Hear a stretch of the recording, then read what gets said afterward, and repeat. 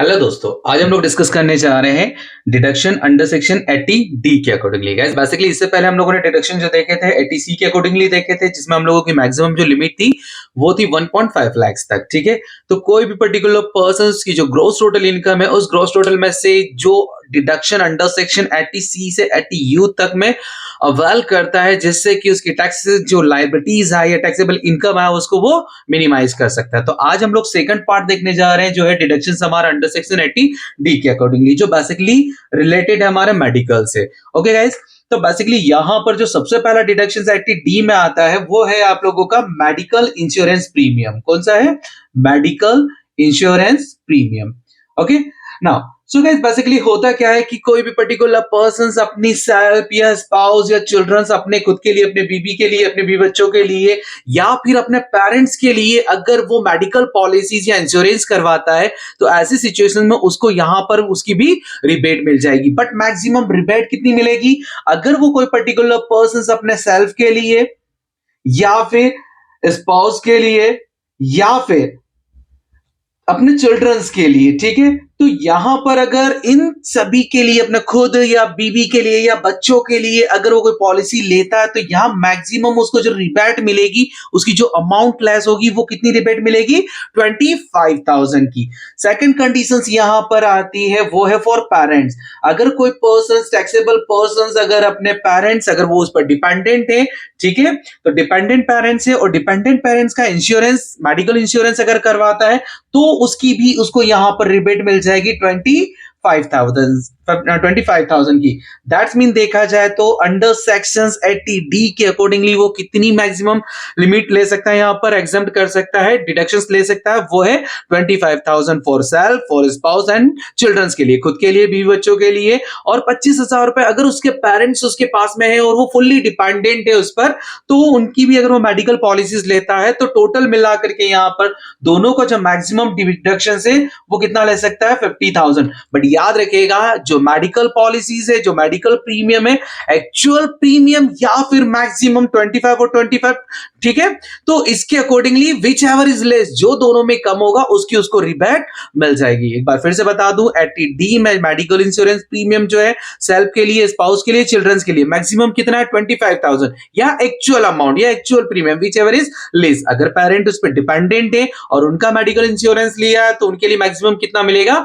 25,000। ठीक है गाइस, तो यहां पर दोनों कंडीशन से मिला करके वो मैक्सिमम रिबेट कितनी ले सकता है? 50,000 या फिर एक्चुअल अमाउंट जो उसने इन्वेस्ट किया है या फिर जो उसने मेडिकल प्रीमियम, इंश्योरेंस प्रीमियम ले रखी है, वो उसके अकॉर्डिंगली मैक्सिमम इस पे रिबेट वो ले सकता है। सेकंड हम लोग यहां पर देखेंगे 80 डबल डी। ओके गाइस, अब 80 डबल डी जो है वो एक्सपेंडिचर्स और डिपॉजिट फॉर डिसेबल्ड डिपेंडेंट। अगर कोई पर्टिकुलर पर्सन, टैक्सेबल पर्सन है, उसके यहां पर कोई पर्टिकुलर पर्सन ऐसा डिसेबल्ड है, ठीक है, जो फुल्ली उस पर डिपेंडेंट है, तो उसको जो रिपेड मिलेगी वो उसके अकॉर्डिंगली जो रहेगी वो अंडर सेक्शन 80 डबल डी के अकॉर्डिंगली मिलेगी। ओके गाइस, तो बेसिकली यहां पर भी अगर देखा जाए तो नॉर्मल सिचुएशंस में जो डिपेंडेंट कैंडिडेट है, जो डिसेबल पर्सन है, उसके लिए उसको मैक्सिमम रिबेट कितनी मिल जाएगी? या 25,000 तक की। कितनी मिलेगी? 25,000 फिक्स्ड है। लेकिन अगर वो सेवरल डिसेबल्ड है या ज्यादा उसकी प्रॉब्लम है तो मैक्सिमम इस अमाउंट को वो कितना कर सकता है?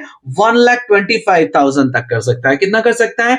नॉर्मल कंडीशंस में अगर देखा जाए तो 75,000 डिसेबल्ड डिपेंडेंट में, और अगर ज्यादा ही प्रॉब्लम क्रिटिकल है, ठीक है, बहुत ज्यादा, अगर वो चल फिर भी नहीं सकता, उसके देखरेख के लिए किसी पर्टिकुलर पर्सन को हायर करना पड़ता है, हर समय उसको मेडिकल्स की रिक्वायरमेंट होती है, तो ऐसी सिचुएशन में फिर उसको कितनी मिल जाएगी? यहां पर 1.25 लाख। ठीक है, दैट्स मीन विच तो यहां पर जो कंडीशंस है उसकी जो रिबेट मिलेगी, एक्चुअल एक्सपेंडिचर्स, एक्चुअल प्रीमियम जितना भी लिया है उसने, उस पर होने वाला खर्चा, या फिर 75,000 नॉर्मल सिचुएशंस में, या अगर ज्यादा ही गंभीर है, बहुत ज्यादा प्रॉब्लम है, तो फिर 1,25,000 विच एवर इज लेस, जो दोनों में कम होगी उसकी उसको यहां पर डिडक्शंस अवेल हो जाएगी, मिल जाएगी। ठीक है, नाउ थर्ड जो कंडीशन है यहां पर 80 डबल डी बी के अकॉर्डिंगली, राइट, ये ऐसा पर्टिकुलर एक्सपेंडिचर है फॉर सीरियस डिसीज।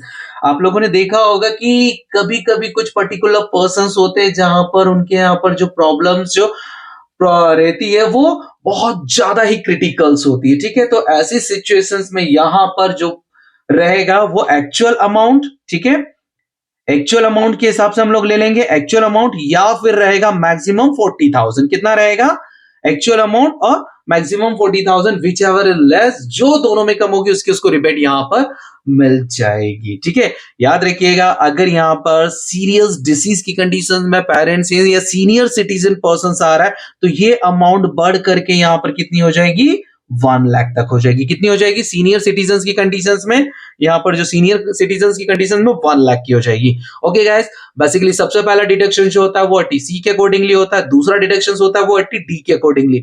80D में भी हम लोग यहाँ पर क्राइटेरिया अलग अलग करते हैं। सबसे पहला क्राइटेरिया 80D में हम लोग जो लेंगे वो मेडिकल इंश्योरेंस प्रीमियम का रहेगा, जो सेल्फ के लिए, स्पाउस के लिए, चिल्ड्रंस के लिए, उसकी प्रीमियम की इंश्योरेंस कितनी रहेगी पर एनम? मैक्सिमम जो लिमिट रहेगी डिडक्शन की वो 25,000 तक रहेगी, या actual amount which ever is less. अगर पेरेंट्स हैं, डिपेंडेंट है, उनकी अगर बात की जाती है तो उनपे भी 25,000 तक का इसको मिल जाएगा। तो मैक्सिमम कितना डिडक्शन दे सकता है मेडिकल इंश्योरेंस प्रीमियम में 80D के अकॉर्डिंगली? 50,000 तक का, या actual amount which ever is less. दूसरी जो प्रॉब्लम आती है डिसेबल्ड कंडीशंस, कुछ लोग ऐसे टैक्सेबल पर्सन है जिनके यहाँ पर कुछ डिसेबल्ड पर्सन है जिनकी देख रेख में कुछ एक्सपेंसेस लगते हैं। ठीक है, तो ऐसे एक्सपेंसेस अगर किए जाते हैं तो वो 80DD के अकॉर्डिंगली अवेल्ड किए जाएंगे। तो अंडर सेक्शन 80DD में मैक्सिमम लिमिट कितनी है?